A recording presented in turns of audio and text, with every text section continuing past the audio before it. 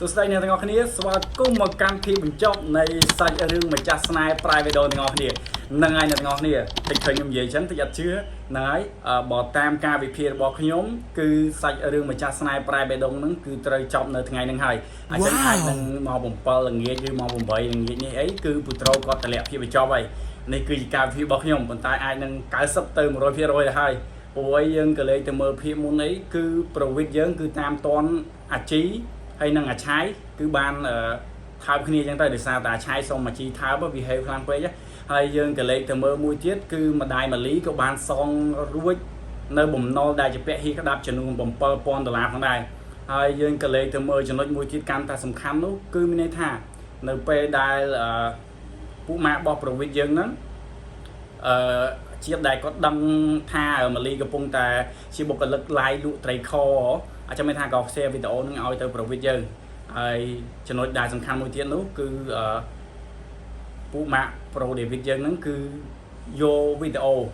ដែលអាឆាយបានបច្ចេកលុយគាត់ហើយវាយហើយក៏ក្នុងនោះដែរគឺមានជាប់នៅអាបឺតផងដែរវីដេអូក្នុងវីដេអូហ្នឹងគឺជាប់នៅរូបភាពអាបឺតអញ្ចឹងប្រូវីតយើងគឺកាន់តែសង្ស័យកាន់តែធ្ងន់ហើយ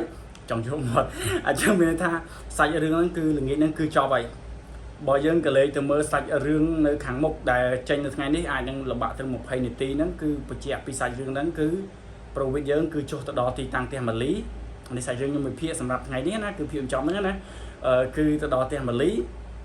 ហើយតាមដានរឿងអាជីទាំងអស់សួរវែងញែកជាមួយនឹងម្ដាយម៉ាលីហើយក៏បានសាច់រឿងទាំងអស់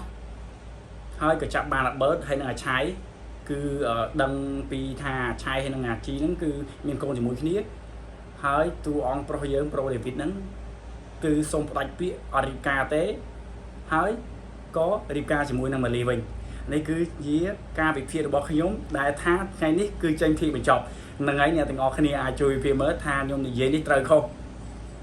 បើអ្នកទាំងអស់គ្នាគិតថានៅមួយភាគទៀតអាចចូលរួមខមមិនទាំងអស់គ្នាហើយអាចទៅសេតិចមកថានៅមួយភាគទៀតចឹងទៅហ្នឹងហើយអ្នកទាំងអស់គ្នានេះគឺជាសាច់រឿងដែលខ្ញុំវិភាគនៅថ្ងៃហ្នឹងហើយបើសិនជាមានខុសឆ្គងអីអ្នកទាំងអស់គ្នាមិនបាច់ជេរខ្ញុំទេ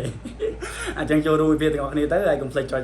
subscribe អ្នកមួយផងអញ្ចឹងថ្ងៃនេះគឺជាភាពបញ្ចប់ហើយនៃសាច់រឿងម្ចាស់ស្នេហ៍ private របស់យើងបាយបាយអ្នកទាំងអស់គ្នា